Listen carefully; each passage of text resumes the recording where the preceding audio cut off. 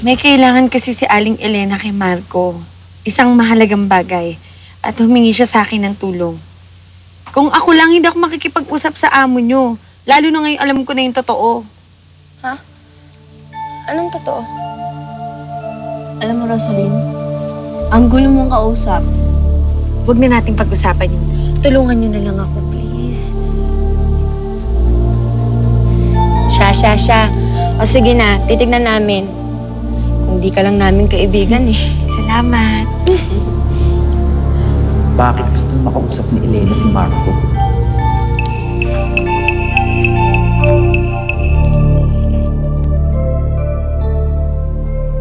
Pero Rose, sakay nyo na nga yun sa kotse. Rose, eto nga palang jacket. Lagay mo doon sa may harapan para hindi ko makakalimutan.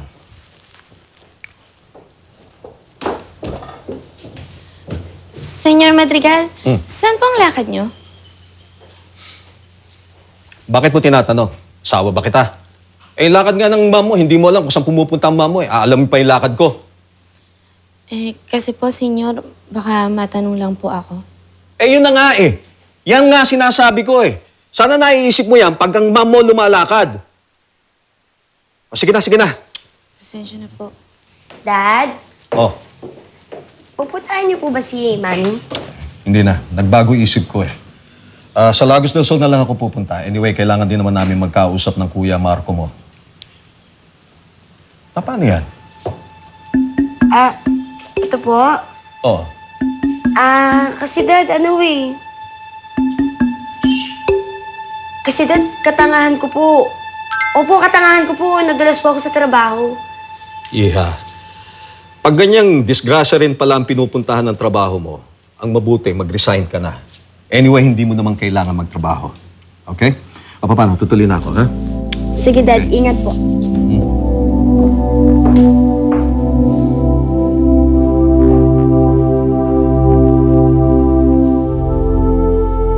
Hoy, Carlo! Anong kalukang pinagagawa mo? Ano?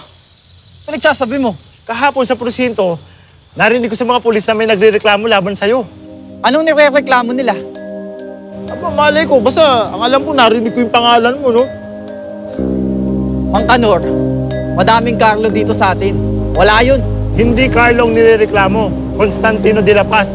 Ikaw lang naman ang kilala kong Constantino de la Paz dito, ha?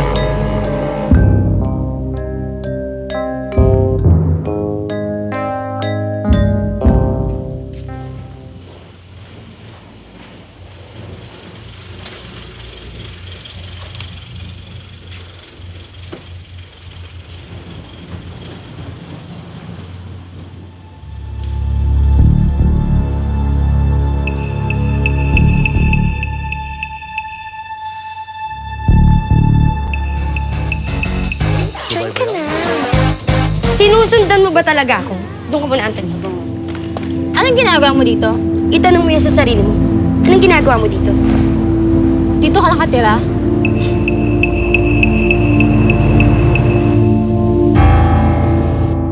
Sino kaya ang taong mga nagsuplong sa akin sa pulis?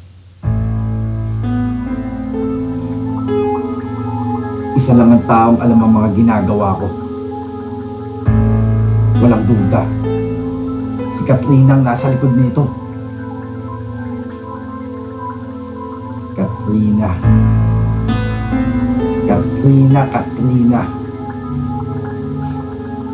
Akala mo maiisahan mo ko.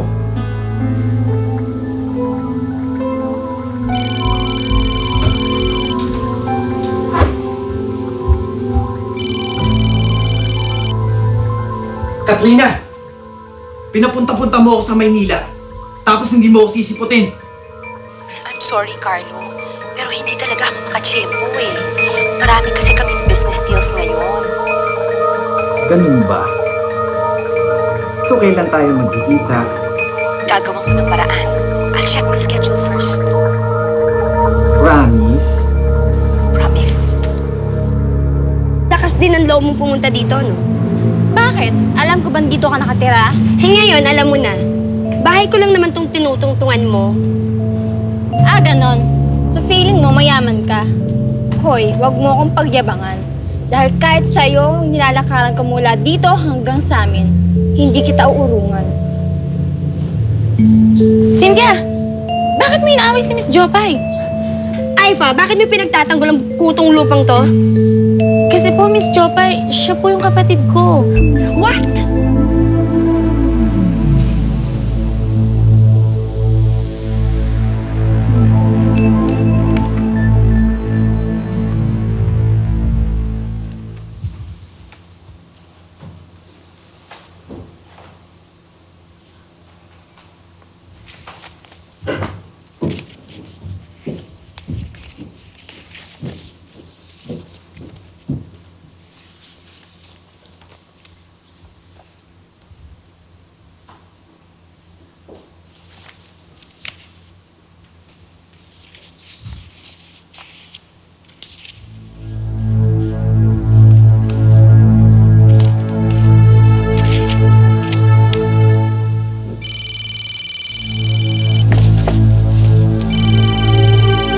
Hello?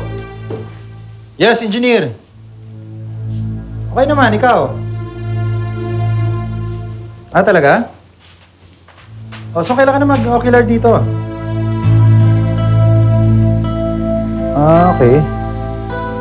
O naman yun, estimate mo. Yun na yun ha, para wala na tayong tawaran. Total, ikaw naman lagi kong kinukuha eh. O, sige. No problem. Ano, Katrina? Tuloy ba ang usapan? Kasi kung hindi, alam mo naman, mahirap na. Ayokong madulas tungkol sa mga pinapagawa mo sa akin. Ano ka ba, Carlo? Kailan ba kita ginoyo? Ipapadala ko sa account mo ang 3 milyong pisong hinihingi mo sa lalong madaling panahon.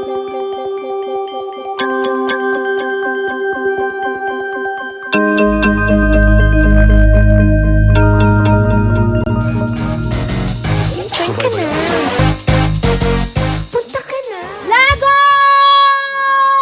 del Sol! Indakan Sayawan!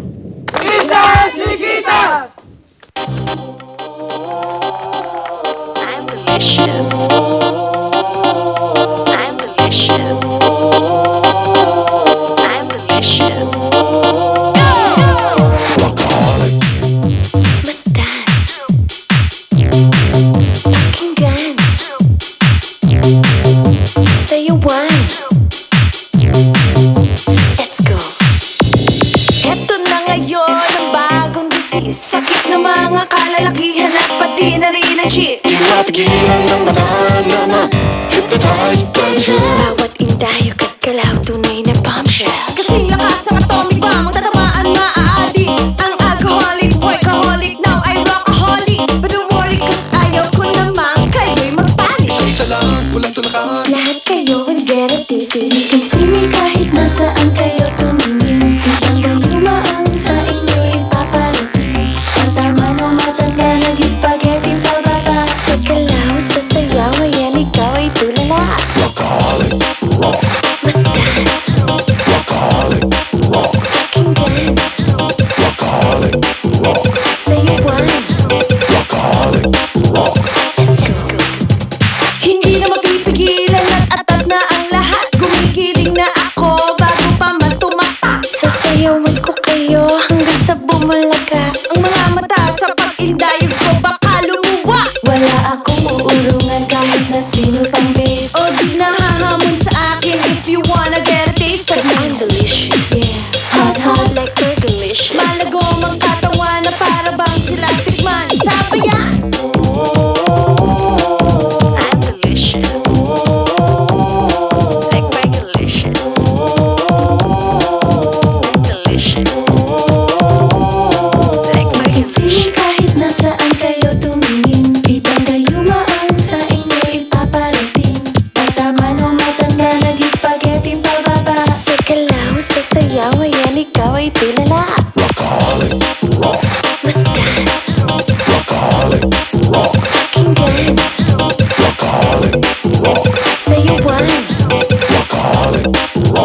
Let's go. Kasing lakas ang atomic bomb, tatamaan maaadi. Ang alcoholic, workaholic, now I rockaholic. But don't worry cause Lahat kayo will get a taste of what can see me kahit nasaan kayo tumingin. Ibang galuma ang sa inyo ipaparating. Ang tama ng matanda nag-spaghetti pababa. Sa kalaw, sa sayaw, ngayon ikaw ay tulala.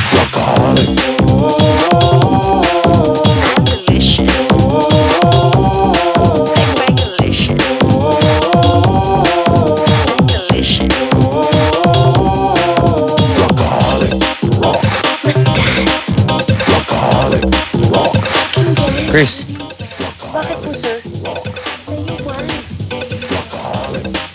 Huwag mong pag-iiralin yung mga selos-selos mo sa oras ng trabaho, ha?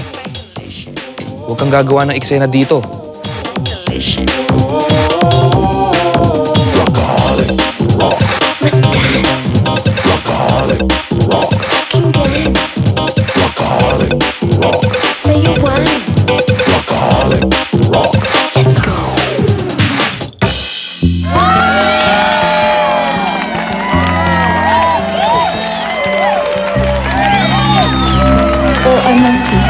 Eh di naramdaman mo din ang nararamdaman ko dati. Bella, hindi nga sa'yo.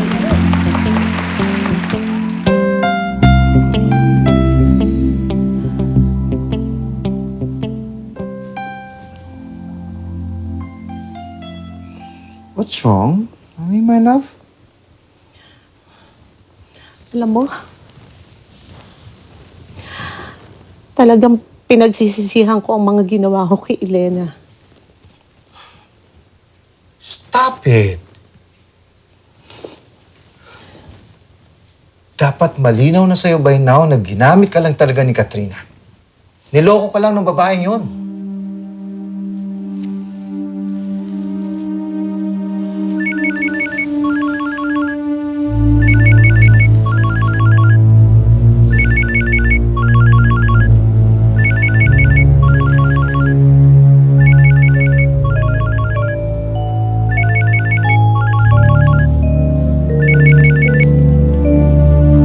Yes, Katrina.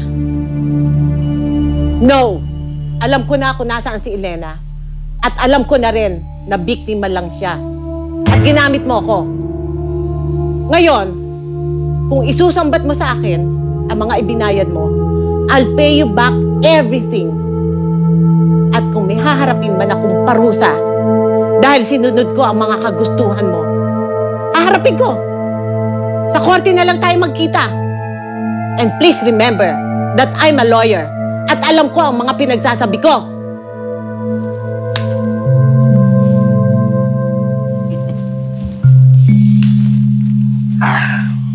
That's my mommy.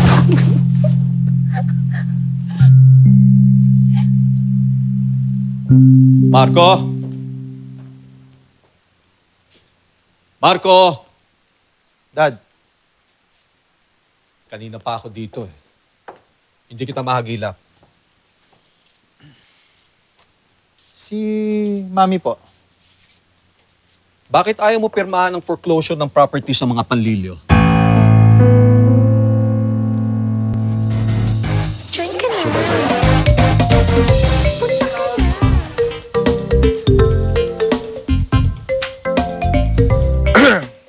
Paolo. Sir. Meron pang ibang mga customers doon, ha? Baka gusto mong asikasuhin. Yes, sir. Girls, excuse me lang. Sige. Sir.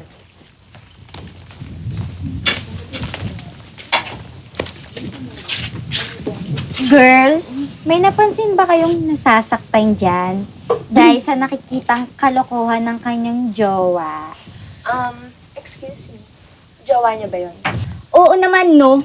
Inagaw nga lang niya, di ba? Di ngayon, nararamdaman na niya kung anong naramdaman ng kaibigan natin. Girls, tama na. Huwag na tayong mang-asar. Isipin na lang natin yung ikabubuti ng trabaho kesa makialam tayo sa buhay ng may buhay. Anong nakain mo, Ira? Nagpapatawa ka ba?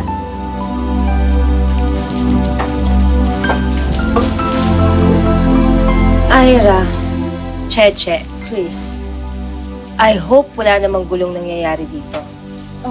Wala naman po, ma'am. Wala, ha? Yes, ma'am. Sige, kayo nang bahala sa mga guest. Pupunta ako ng office, may aayusin na ako doon. maiwan ko na kayo.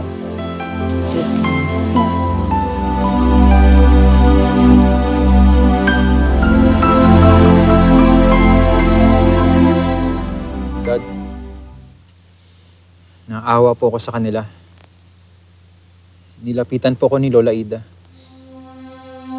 Napakarami pong nilang problema eh. Oh, come on, Marco. In case you don't know it yet, masama ang karanasan ko sa mga panlilyo. Ang pang-aapi ni Kaandoy. I know, Dad.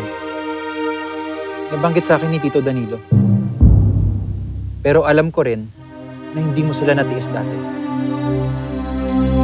Teka na. Don't tell me, son. Kagaya ko. Na-inlove ka rin ba sa isa sa kanila?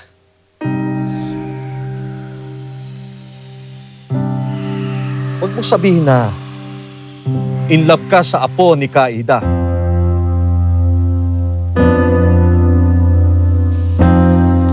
Opo, Dad. Mahal ko po si Rosaline.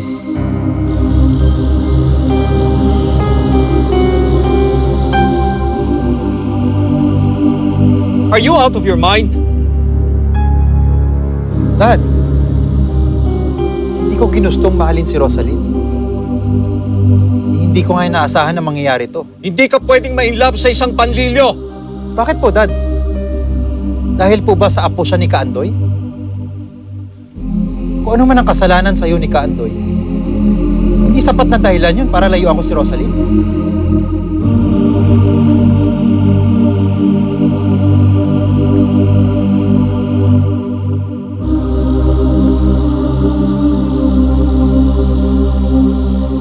Hindi mo alam kung anong klaseng pasakit ang pinagdaanan ko kay Kaandoy.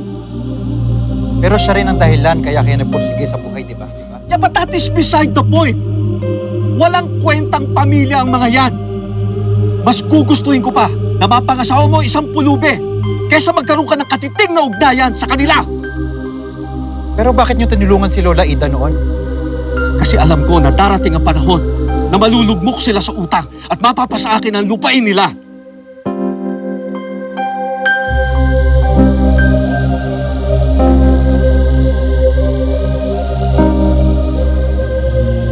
Dad, alam niyo po bang napaliw si Alex Cecilia?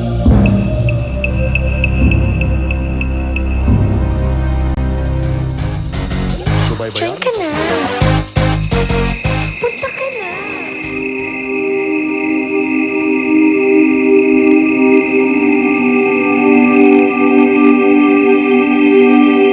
Alam ko naman eh. At tanggap ko na. Pero hindi ako handang marinig sa mismong bibig mo na mahal mo siya. Akala ko naman kasi hanggang doon na lang yun. Akala ko hindi mo tototohanin. Pero para ipaglaban mo siya sa ama ko, ano pa, Marco? Ano pa ang pwede mong gawin para tulugin ako?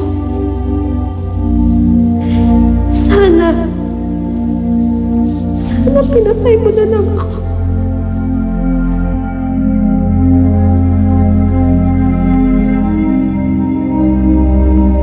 Sige.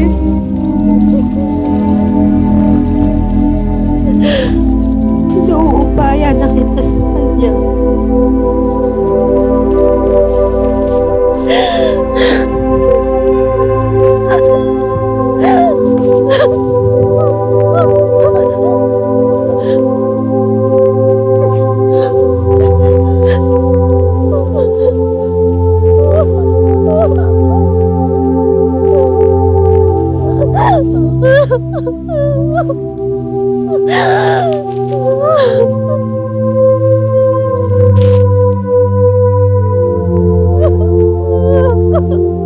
Flowers for you? Thank you. Halika, mabuo ka. Ang galing mo talaga, Jopay. O bakit na naman? May nakaaway ka na naman daw kanina. Eh, ano naman ngayon sa'yo? Eh, nakakainis eh. Alam mo ba, Yung nakaaway ko kanina, saka yung nakaaway ko doon sa coffee shop na kinikwento ko sa yung dahilan ng pagkakatanggal ko doon sa nursing home. At alam mo bang siya rin yung kapatid ni Aifa? Si Cynthia? Mismo. Alam mo, ibang-iba talaga ang ugali ng babae mo sa kapatid niya. Tignan mo si Aifa, wala akong problema sa kanya. Mabait, masipag, magalang. Samantalang si Cynthia, naku, nuknukan ng sama.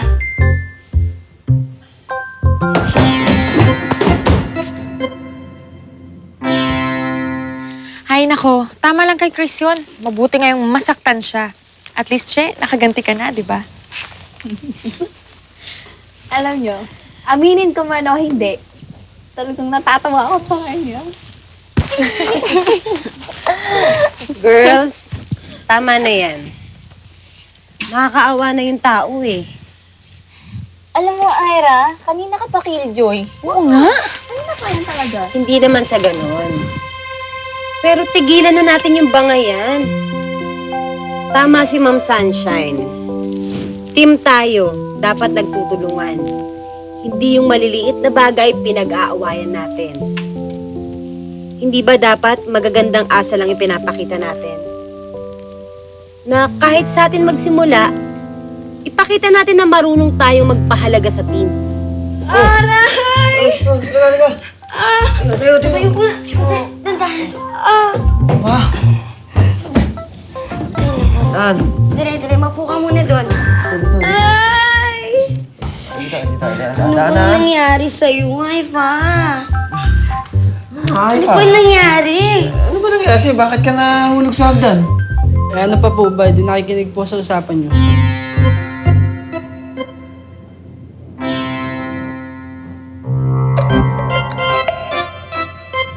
Sa bagay, may point ka. Siya nga pala, Cheche. Di ba nangako tayo kay Rosaline na papupuntahin natin siya dito para makausap si Sir Marco? Ano daw ang kailangan niya? Ay, ma'am. Sasamahan daw ni Rosaline si Aling Elena para makausap si Sir Marco. O sige, ako nang bahala doon. Ira, pakisabi kay Rosaline at Aling Elena na pumunta sila dito bukas. Opo, ma'am. Sige. Ano? Anong papupuntahin?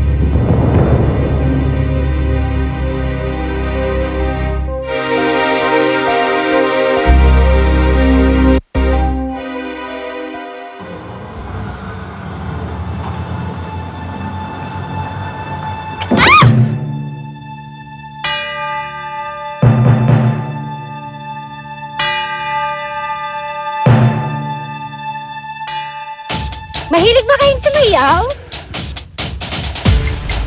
Mahusay ka bang kumanta?